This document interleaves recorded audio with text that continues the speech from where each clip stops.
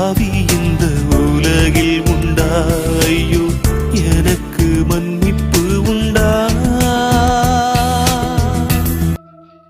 மன்னிக்கத்தானே மண்ணுக்கு வந்தேன், மன்றாடும் உன்னை என் மகனாக்கினேன்.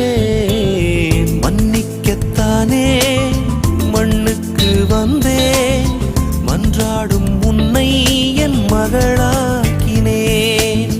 புதிய இதயத்தை கொடுத்திடுவேன், பாவங்கள் நீங்க உன்னை கழுவிடுவேன். புதிய இதயத்தை கொடுத்திடுவேன், பாவங்கள் நீங்க உன்னை கழுவிடுவேன்.